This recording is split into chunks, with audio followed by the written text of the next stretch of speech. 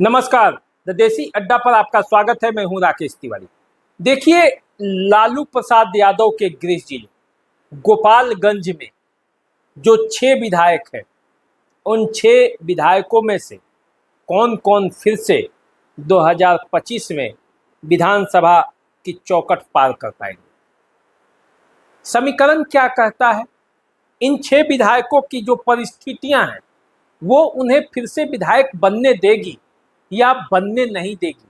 आज इसी बात पर चर्चा होगी। पूरी विस्तार से हम आपको बताएंगे कि गोपालगंज जिले के गोपालगंज, बरौली, कुचायकोट, हथुआ, बैकुंठपुर और भोरे, इन 6 विधानसभा क्षेत्रों के जो मौजूदा विधायक हैं, उन्होंने पिछले चुनाव में किस तरह से जीत हासिल की थी और जो जीत मिला था उसके परिणाम स्वरूप 5 वर्षों तक उन्होंने जो क्षेत्र में काम किया उसका असर क्या होने वाला है, कौन सा समीकरण इस बार काम करने वाला है, सब बातें होंगी। अब क्या इन 6 विधायकों में से कोई फिर से वापस जा रहा है विधानसभा में? ये तो आने वाले समय में पता चलेगा, लेकिन आप समीकरणों से समझ जाएंगे कि होने वाला क्या है। आप यदि गोपालगंज में रहते हैं, इन विधायकों के क्षेत्र के वासी हैं, तब तो आप पूरी तरह से समझ जाएंगे कि आखिर होने वाला क्या है। अब देखिए, सबसे पहले गोपालगंज की ही बात कर लेते हैं। गोपालगंज विधानसभा चुनाव में क्या हुआ था? जब यहाँ उपचुनाव हुआ था तो कुसुम देवी जीती थी चुनाव, बीजेपी की उम्मीदवार थी, यानी कि कुसुम देवी अभी विधायक है। महज 1794 मतों से चुनाव जीती थी। हराई थी किसको? मोहन कुमार गुप्ता को। 68,259 मत लाकर भी मोहन प्रसाद गुप्ता विधायक नहीं बने थे। इस बार क्या होगा? क्या गोपालगंज में फिर से आरजेडी मोहन प्रसाद गुप्ता को ही टिकट देगी? फिर से कुसुम देवी को चुनौती देंगे? और फिर क्या समीकरण बनेगा गोपालगंज में? इसको समझने में अभी समय लगेगा, क्योंकि अभी तक तो न टिकट मिला है, न सीटों का बंटवारा हुआ है और न कोई समीकरण बना है। बस एक तरफ महागठबंधन और दूसरे तरफ एनडीए। एनडीए का मुकाबला महागठबंधन से, और इस बीच में जन सुराज त्रिकोणीय लड़ाई को करने में लगा है। अब देखना यह है कि लालू के गृह जिले में प्रशांत किशोर की कितनी चलती है, जिस जिले में लालू प्रसाद यादव खुद जब वहाँ के सीएम थे या अभी भी हैं, तो भी उस जिले में लालू प्रसाद यादव की उतनी नहीं चलती। अब देखिए क्या होगा गोपालगंज में। क्या कुसुम देवी फिर से वापस जाएंगी? ये इंतजार करना पड़ेगा आपको। अब आइए जरा बरौली की बात करते हैं। बरौली के बड़े धाकड़ और कद्दावर नेता हैं बीजेपी के जो अभी विधायक हैं, राम परवेश राय। लेकिन एक लंबे अरसे से वो विधायक, उम्र भी अब ज़्यादा हो चला है। पिछला चुनाव जो है वो 14,115 मतों से जीत गए थे। रियाजुल हक राजू आरजेडी के उम्मीदवार थे, उनको पराजित किया। इस बार क्या होगा? रियाजुल हक राजू भी दावेदार है टिकट के आरजेडी के तरफ से। राम परवेश राय का उम्र हो चला है, 5 सालों में जो एंटी इनकम्बेंसी है वो भी बढ़ा है। लेकिन इन सब के बीच बरौली जो है बीजेपी का गढ़ रहा है और बीजेपी को अपने कार्यकर्ताओं पर भरोसा रहता है। इन लड़ाई बहुत आसान नहीं है बरौली की। यहाँ आरजेडी भी जीतती रही है, कांग्रेस जीतती रही है, बीजेपी भी जीतती रही है। यहाँ दाव पलटते रहता है, रोटी पलटते रहता है। मुस्लिम बहुल भी इलाका है, मुस्लिमों की भी अच्छी खासी आबादी है यहाँ पे। तो देखना ये है कि अब्दुल गफूर जो बिहार के मुख्यमंत्री थे, उनका भी गृह जिला है बरौली, उनका भी गृह प्रखंड है बरौली, गृह विधानसभा क्षेत्र है। तो देखिए बरौली का समीकरण क्या कहता है।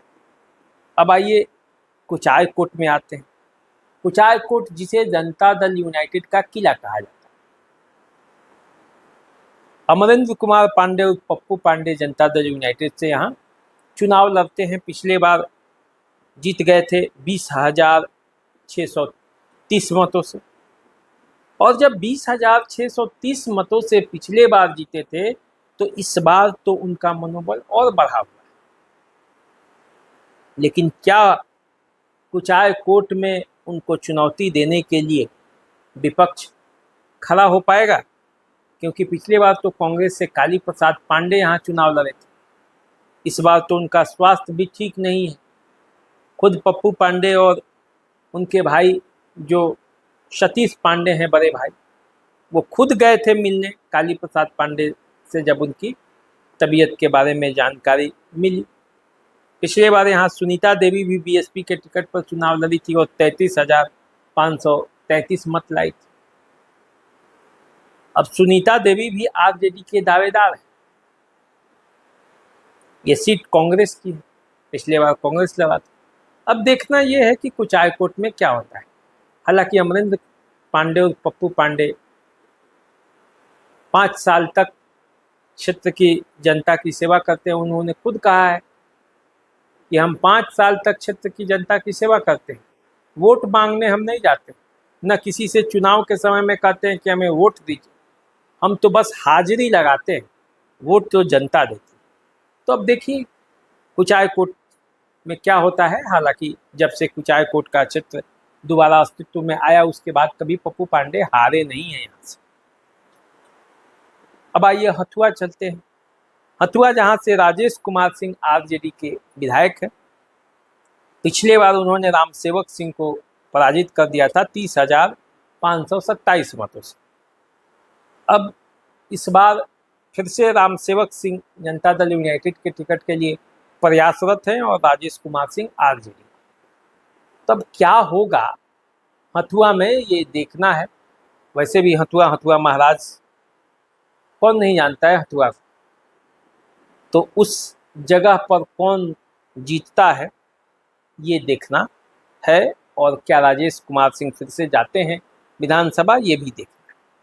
अब आइए बैकुंठपुर, गोपालगंज जिले का एक हॉट सीट जहां एनडीए के घटक दल में ही घमासान।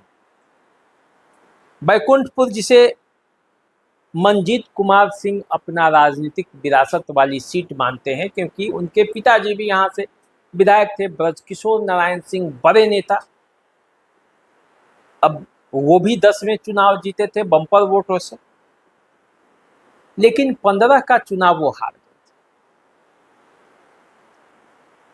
प्रेम शंकर यादव यहाँ से आरजेडी के विधायक हैं। पिछला चुनाव इन्हीं दोनों लोगों के आपसी लड़ाई की वजह से जीत गए थे 11,113 मतों से। मिथिलेश तिवारी को 56,000 के आसपास वोट आया था और मनजीत सिंह को 43,000। अब समझ लीजिए यदि दोनों एक जगह वोट गया होता, दोनों एनडीए के ही घटक दल के नेता हैं, एनडीए के दोनों नेता हैं, तो क्या होता इस क्षेत्र में। इस बार भी दोनों में घमासान है, दोनों चाहते हैं यहां से चुनाव लड़ना। अब ऐसी परिस्थिति में बैकुंठपुर का राजनीतिक इतिहास जो आप देखेंगे तो एनडीए के मजबूत सीट, लेकिन वोटों का बिखराव यदि हुआ तो फिर से वही ढाक के 3 पात। अब देखना ये है कि प्रेम शंकर यादव फिर से विधानसभा जा पाते हैं अपने प्रभाव से, या फिर विरोधियों के टूट की वजह से। क्या होता है ये आने वाले समय में पता चलेगा, जब चुनाव में टिकट का वितरण होगा, सीटों का समीकरण जो बनेगा तब। अब आइए भोरे की बात कर लेते हैं। भोरे से पिछली बार जनता दल यूनाइटेड के टिकट पर सुनील कुमार जीत गए थे महज 462 वोटों से। अभी शिक्षा मंत्री हैं, नीतीश कुमार के करीबी नेता माने जाते हैं, लेकिन जितेंद्र पासवान ने जिस तरह से टक्कर दी थी, होश उड़ गए थे। किसी तरह 462 मतों से जीते थे। तो इस बार आप समझ सकते हैं कि सुनील कुमार पर खतरे का जो घंटी है वो टंगा हुआ है। अभी क्या होगा आने वाले समय में पता चलेगा। सीट किसको मिलेगी, चुनाव कौन लड़ेगा, सुनील कुमार फिर से यहाँ से चुनाव लड़ेंगे नहीं लड़ेंगे, सब पता चलेगा। तो आप हमारे साथ बने रहिए, देखते रहिए द देसी अड्डा। चैनल को सब्सक्राइब कर लीजिए, फेसबुक इंस्टाग्राम पर फॉलो कीजिए। अभी दीजिए इजाज़त, नमस्कार।